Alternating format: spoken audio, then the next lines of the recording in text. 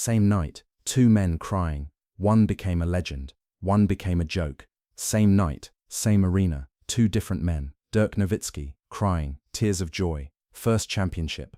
After 13 years, LeBron James, crying, tears of devastation, lost. Unexpectedly, Dirk had been called soft European his entire career. LeBron had been called the chosen one since high school. But that night, Dirk became a legend. LeBron became a choker. Two men, two destinies, one night. And LeBron made a promise to himself that night. Never again, never again. 12 months later, he came back and got his revenge. But those 12 months, they were hell. June 12, 2011, American Airlines Arena, Miami, Florida. Game 6 of the NBA Finals. Dallas Mavericks 105, Miami Heat 95. The Mavericks won the championship against all odds, against the super team, against LeBron James, Dwayne Wade, and Chris Bosh. It wasn't supposed to happen this way. The Heat were overwhelming favorites. They'd formed the first true super team of the modern era. 3 all-stars in their prime, playing together, chasing rings. Before the season started, LeBron, Wade, and Bosh held a welcome party in Miami. Thousands of fans showed up. Fireworks, music, spectacle. LeBron grabbed the microphone, hyped up, confident, maybe too confident. Not 1, not 2, not 3, not 4, not 5, not 6, not 7. He was listing how many championships they'd win together. The crowd went insane. But watching from home, the rest of America cringed. Who does he think he is? Arrogant, cocky. They haven't won anything yet. LeBron became a villain that night, and he didn't even realize it. That proclamation haunted him all season. Every game, every interview. How many rings you gonna win, LeBron? Reporters would ask mockingly. The Heat had a good regular season, 58-24, second seed in the East. But there were chemistry issues, arguments, egos clashing. Who's the alpha, LeBron or Wade? Who takes the last shot? Who's the face of the franchise? Those questions created tension, and that tension would explode in the finals. But let's rewind to how they even got there. First round, beat the 76ers in 5 games. Easy. Second round, beat the Celtics in 5 games. Statement win. The Celtics had eliminated LeBron in Cleveland the year before. This was revenge. Conference Finals, beat the Bulls in 5 games. Derrick Rose was MVP that year. Didn't matter. Heat dominated. LeBron was playing great, averaging close to 26-8-7 in the playoffs, looking like the best player in the world. Then came the finals, and everything changed. Dirk Nowitzki was the finals MVP, 21 points in Game 6. But that doesn't tell the whole story of what Dirk went through to get there. Game 1 in Miami. Heat were expected to dominate. Didn't happen. Mavericks won 84-92. Dirk had 27 points. After the game, media started panicking. Is the Heat super team a failure already? Game 2. Still in Miami. Heat won 100-93. LeBron had 20 points. Wade had 24. Okay, the Heat are fine, everyone said. Then the series shifted to Dallas. Game 3. Dallas won 86-83. Close game. Dirk had 34 points, playing out of his mind. But here's what people don't know. Dirk was playing hurt. He had a torn tendon in his left middle finger. Shooting hand. Every shot hurt. But he didn't care. This was his chance. Maybe his only chance. After Game 3, Dirk's trainer asked, "You want to sit out? We can manage the pain." "No," Dirk said.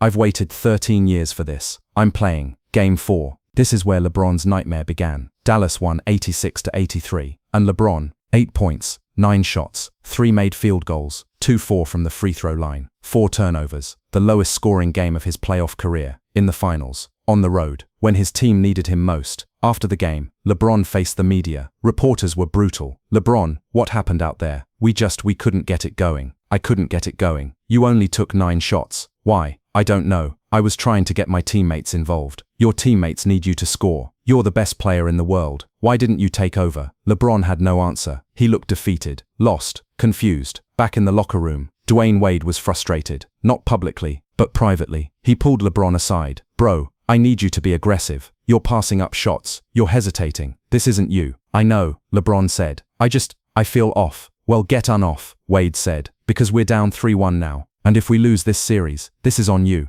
That hit LeBron hard. Because Wade was right. The Heat was supposed to be LeBron's team, his championship, his legacy. But he was choking. And everyone could see it. Game 5. Back in Miami. Elimination game. Heat had to win, or the season was over. They won 103-101. LeBron had 17 points. Not great, but at least they survived. After the game, LeBron was asked, "Do you feel the pressure?" "No," LeBron lied. "We're confident. We're going back to Dallas. We'll win Game 6, force a Game 7, and win it all." But inside, LeBron was terrified. He could feel it slipping away. Game 6, Dallas. Everything on the line. LeBron had 21 points, better than Game 4, but still not dominant, not the LeBron the world expected. And when the Mavericks pulled away in the fourth quarter, when Dirk hit clutch shot after clutch shot, when the Mavericks defense locked down the heat, it was over. Final buzzer. Mavericks win. Dirk wins. LeBron loses. Dirk Nowitzki collapsed, sat on the floor, covered his face with his towel, and sobbed. His teammates swarmed him. Jason Kidd, Jason Terry, Tyson Chandler, all crying, all celebrating. This was Dirk's moment, after 13 years, after being called soft, after choking in 2006 and 2007, after all the doubt, all the criticism, he'd finally done it. Mark Cuban, the Mavericks owner, ran onto the court,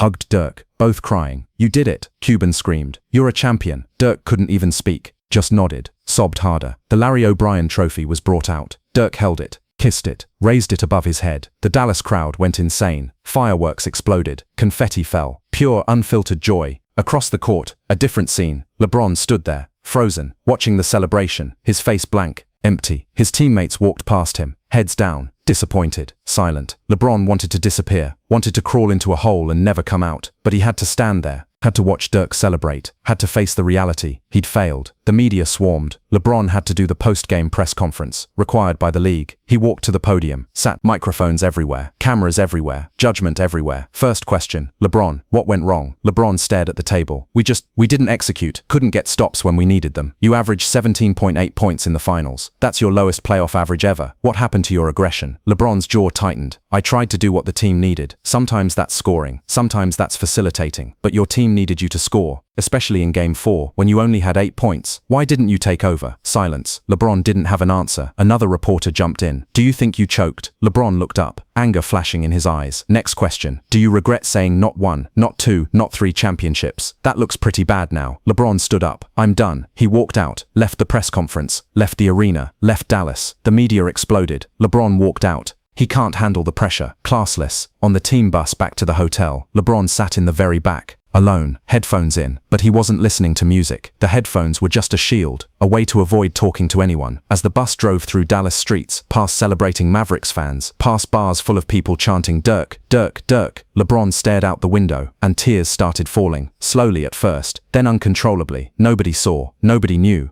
The back of the bus was dark. His teammates were up front, dealing with their own disappointment, but LeBron was breaking, completely breaking, because this wasn't just about basketball. This was about identity. This was about who he thought he was, versus who he actually proved to be. The chosen one. That's what Sports Illustrated called him when he was 17. The king. That's what everyone called him. The next Jordan. That's what people expected. But tonight, he was none of those things. He was just a guy who choked, who quit, who wasn't good enough when it mattered most, and LeBron didn't know how to reconcile that. He'd never failed like this before, never been exposed like this, never felt this kind of shame. The bus arrived at the hotel. Players filed off, headed to their rooms, ready to fly back to Miami the next morning and start their off-season. LeBron went straight to his room, didn't say goodnight to anyone, just walked in, locked the door, and sat in the dark. Savannah, his fiancée, was waiting for him. She'd watched the game from Miami, flew to Dallas to be with him after. "Baby, I'm so sorry," she said, trying to hug him. LeBron gently pulled away. "I just need to be alone right now." "LeBron, don't shut me out, please," LeBron said, voice cracking. I can't talk right now." Savannah nodded, understanding. She'd been with LeBron since high school. She knew when to push and when to give space. She went to the other room in the suite, let him be alone. LeBron sat on the bed, head in hands, and for the second time that night he cried. Not quiet tears this time, full sobs, body shaking, soul-crushing sobs, because LeBron James, the best basketball player in the world, had just experienced the worst moment of his professional life, and he had no idea how to come back from it. But this story isn't just about LeBron. It's about the contrast, the two paths, the two destinies. So let's talk about Dirk Nowitzki, because his story makes LeBron's story even more powerful. Dirk Nowitzki was drafted in 1998, 9th overall, a 7-foot German kid who could shoot threes. Nobody took him seriously. He's too soft. He can't defend. He'll never survive in the NBA. But Dirk proved them wrong. Year after year, became an all-star, became an MVP in 2007, became one of the greatest scorers in NBA history. But there was one problem. He couldn't win a championship. 2006, made the finals, choked, lost to Miami, ironically LeBron's future team. Dirk shot 39% in that series, got outplayed by Dwayne Wade. The soft label intensified. 2007, Mavericks had the best record in the NBA, 67-15, first seed, then lost to the 8th seed Golden State Warriors in the first round. Historic upset. Dirk got destroyed by Steven Jackson and Baron Davis. The soft label became permanent. For the next 4 years, Dirk carried that label. Soft, can't win the big one. Great regular season player, playoff choker, sound familiar. 2011 was supposed to be more of the same. Mavericks were underdogs, Lakers were the favorites. Then the Heat formed their super team with LeBron, Wade and Bosh. Nobody gave Dallas a chance. But Dirk had something different that year. A chip on his shoulder, a refusal to be labeled soft ever again. He went on a rampage, destroyed the Lakers, swept Kobe in the second round, beat the Young Thunder in the conference finals, then faced the Heat, the team everyone expected to win, the team with 3 superstars, the team that LeBron guaranteed would win not 1, not 2, not 3 championships, and Dirk took them down, played hurt, played sick, played with everything he had, and when it was over, when he finally won, all those years of doubt, all those labels, all that pain, it all melted away. Dirk became a legend that night, not just because he won, but because he overcame. Meanwhile, LeBron became a cautionary tale, not because he lost, but because he quit. The next morning, June 13th, 2011, LeBron woke up at 6 a.m., hadn't really slept, maybe 2 hours total, nightmares, replays of Game 4, Game 6, the losses, the failures. He checked his phone, 127 unread messages, text after text, some supportive, we still love you, you'll come back stronger, some brutal, you're a choker, you'll never be Jordan, biggest disappointment ever.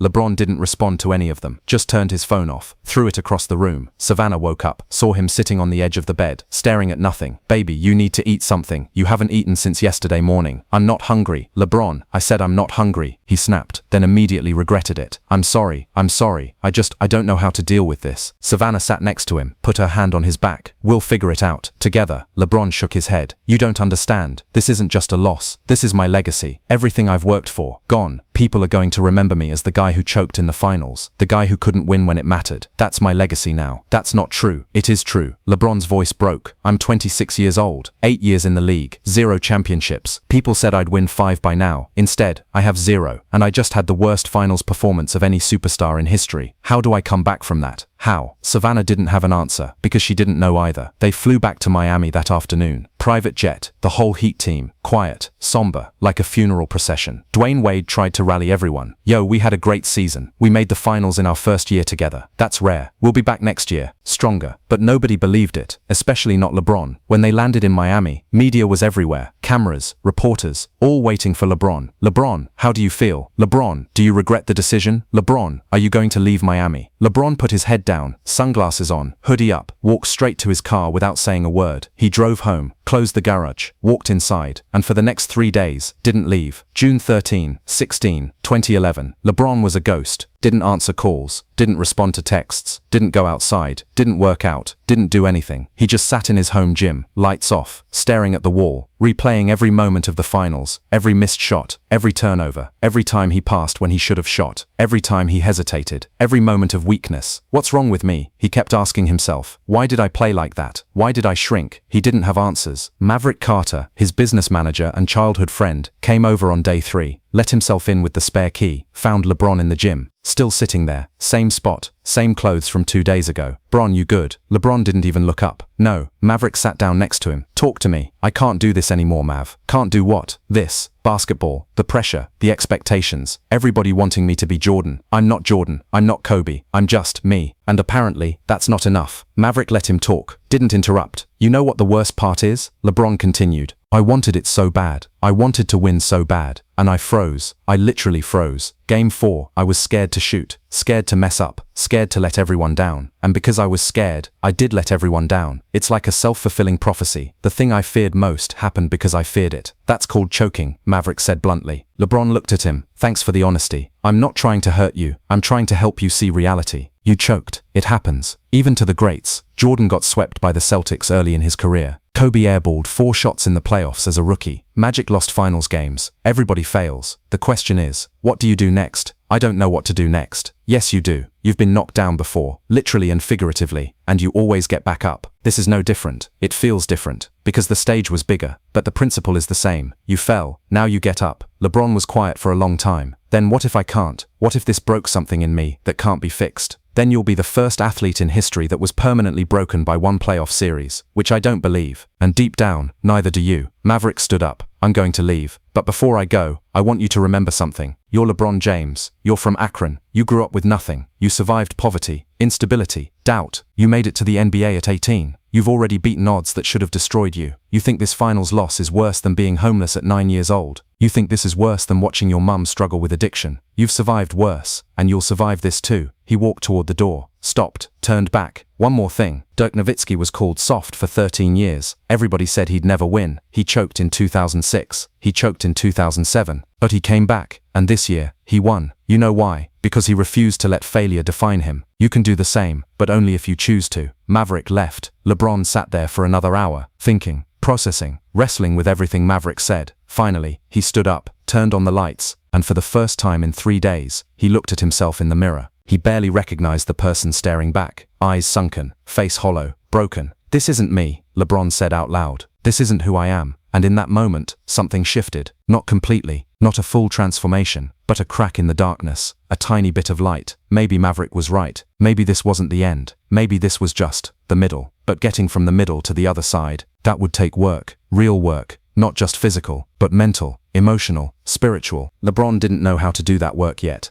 but he was about to learn. June-September 2011, the darkest summer of LeBron James's life. For the first 2 weeks, LeBron was a ghost, deleted his social media accounts, didn't do any interviews, stopped appearing in public. His agent, Leon Rose, was getting calls from sponsors, Nike, Coca-Cola, State Farm, all worried. Where's LeBron? We have contractual obligations, commercial shoots, appearances. Leon had to make excuses. He's dealing with a personal matter. He'll be back soon. But privately, Leon was worried too. He'd known LeBron for years, never seen him like this. He called Maverick. Is he okay? Honestly, I don't know. He's in a dark place, darker than I've ever seen. Should we get him help? Like, professional help? I think so. But he has to want it first. That conversation planted a seed that would eventually grow into LeBron's salvation. Meanwhile, the media was relentless. ESPN's First Take. Every single day. Skip Bayless versus Stephen A. Smith. The same debate. Skip. LeBron James will never win a championship. He doesn't have the killer instinct. He's not built for the moment. Stephen A. Skip. He's 26 years old. Give him time. Skip. Time. He's been in the league for 8 years. Jordan won his first ring in year 7. LeBron has no excuses. LeBron watched these segments, alone, in his darkroom, torturing himself. Every criticism, every insult, every doubt. He absorbed it all. Savannah would find him at 2 a.m., sitting in front of the TV, watching Skip Bayless tear him apart. Baby, turn it off. This isn't healthy. I need to hear it. LeBron would say, I need to know what everyone thinks. Why? It's just making you miserable. Because they're right. Everything Skip is saying, it's true. I did choke. I'm not clutch. I'm not Jordan. You're not supposed to be Jordan. You're supposed to be you. And what if me isn't good enough? Savannah didn't have an answer for that. By July, LeBron's depression was undeniable. He'd lost weight, wasn't sleeping, wasn't eating properly. One night, Savannah had enough. She sat him down. LeBron, I love you, but I'm scared. I'm scared because I don't recognize you anymore. You're not yourself, and I think you need help. Real, professional help. LeBron's first reaction was defensive. I don't need a therapist. I'm not crazy. I didn't say you're crazy. I said you're hurting, and there's no shame in getting help when you're hurting. What's a therapist going to do? Tell me to think positive. Tell me to let it go. I can't let it go. This is my career, my legacy, my life. Then let someone help you carry the weight, because right now, it's crushing you, and I can't watch you drown. Her voice cracked, tears in her eyes. That broke something in LeBron, because he realized his pain wasn't just affecting him. It was hurting the people he loved. Okay, he said quietly, I'll try. And that's how LeBron ended up in Dr. Miller's office, a sports psychologist who specialized in high-performance athletes dealing with pressure and failure. July 2011, first therapy session. LeBron sat on the couch, arms crossed, guarded, skeptical. Dr. Miller, a calm man in his 50s, didn't push, just asked simple questions. LeBron, what brings you here? My fiancé thinks I need help. What do you think? I think I failed, and I don't know how to move forward. Tell me about the failure. And LeBron did. For the next hour, he poured out everything. The 2011 finals, the 8-point game, the choking, the fear, the shame, the media, the doubt, all of it. Dr. Miller listened, didn't interrupt, just listened. When LeBron finished, Dr. Miller asked, do you know why you choked? No, that's the worst part. I don't know. I just froze. You froze because you were afraid. Afraid of what? Afraid of proving everyone right, that you're not the chosen one, that you're not the GOAT, that you're just human. LeBron sat with that. So what do I do? You accept it. You're human. You failed. And that's okay. Failure doesn't define you. Your response to failure defines you. But how do I respond? Everyone's watching. Everyone's waiting for me to fail again. Let them watch, let them wait, and then prove them wrong. Not because you're trying to silence critics, but because you're trying to honor yourself. The kid from Akron who had nothing and became something. That kid deserves better than what you've been giving him. That session was a turning point. Not a cure, but a start. Over the next 2 months, LeBron saw Dr. Miller twice a week. They worked through the fear, the anxiety, the pressure, the perfectionism. Dr. Miller taught LeBron visualization techniques, mental rehearsal, how to play through fear instead of being paralyzed by it. Fear will always be there, Dr. Miller said. Champions don't eliminate fear, they just don't let it control them. LeBron started implementing these techniques every day, visualizing success, visualizing clutch moments, building confidence from the inside out. By late August, LeBron was ready to start working out again, not just physically, but mentally preparing for the next season. He called Dwayne Wade. "Yo, D, let's work out." Wade was relieved. "Bro, I thought you died. You good?" "Not yet, but I'm getting there. Let's run." They started training together, 6 a.m. every morning, pushing each other, competing, rebuilding chemistry. One morning, after a brutal workout, Wade asked, "You ready for next year?" LeBron wiped sweat from his face, looked Wade dead in the eye. "I'm going to win a championship. Whatever it takes, I'm winning." Wade smiled. "There's the LeBron I know. Welcome back." But LeBron wasn't fully back yet. He was still fragile, still haunted, still carrying the weight of 2011. The real test would come when the season started, when the pressure returned, when the world was watching again. Would LeBron crumble, or would he conquer? That answer would come in 2012, October 2011, training camp. LeBron showed up transformed. Physically, he was in the best shape of his life, leaner, more muscular, faster, but the real difference was mental. His eyes, his demeanor, his energy. Teammates noticed immediately. Eric Spoelstra, the Heat coach, pulled him aside. "LeBron, you look different." "I am different," LeBron said. "What happened this summer?" LeBron thought about therapy, about Dr. Miller, about all the work he'd done mentally. "I went to war with myself, and I won." Spoelstra didn't fully understand, but he saw the results. This wasn't the same LeBron who choked in the finals. This was someone new, someone dangerous. The 2011-2012 season started, and LeBron was on a mission. Every game, he played with an edge, an anger, a determination that hadn't been there before. 27 points per game, 8 rebounds, 7 assists. Dominant. But the regular season didn't matter. Everyone knew. The real test was the playoffs. Could LeBron deliver when it mattered? Or would he choke again? The doubters were loud. Skip Bayless on TV every day. "I don't care how good LeBron looks in the regular season. Wait until the playoffs. Wait until the pressure. He'll fold. He always does." LeBron heard it. But this time, it didn't break him. It fueled him. April 2012. Playoffs began. First round. Heat versus Knicks. Sweep. 4-0. LeBron averaged 28 points. Second round. Heat versus Pacers. 1 in 6 games. Tough series. But LeBron was clutch. Game 6. 28 points. 9 assists. Elimination game. Delivered. Conference Finals. Heat versus Celtics. The team that had haunted LeBron his entire career.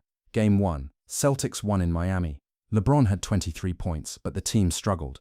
After the game, media started. "Here we go again. LeBron can't beat Boston." Game 2. Heat won. 115-111. LeBron 34 points, 8 assists. Statement game. Series tied 1-1. Game 3 in Boston. Celtics won. 111-91. LeBron had 22 points. Not enough. Game 4 in Boston. Celtics won. Novi Cup 20 points. Struggled. Heat down 3-2. Facing elimination. One game away from another devastating playoff loss. If they lost Game 6, the narrative would write itself. LeBron choked again. Still can't win. Game 6, June 7, 2012. Boston Garden. Everything on the line. Before the game, LeBron sat in the locker room, alone, visualizing. Like Dr. Miller taught him, "I will not fail today. I will not choke. I will dominate." He said it over and over, building belief, building confidence. The game started, and LeBron came out possessed. First quarter, 13 points, aggressive, attacking, no hesitation. Second quarter, 17 more points, 30 at halftime. The Celtics couldn't stop him. Third quarter, LeBron kept going. Every shot, every drive, unstoppable. Fourth quarter, LeBron finished with 45 points, 15 rebounds, 5 assists. Final score, Heat 98, Celtics 79. Elimination game, in Boston, against his demons, and LeBron destroyed them. After the game, LeBron stood at center court, looked up at the rafters, all those Celtics championship banners, and he roared. Pure emotion, pure release. Paul Pierce, the Celtics star, walked past him, shook his hand. "Hell of a game, Bron. This is just the beginning," LeBron said.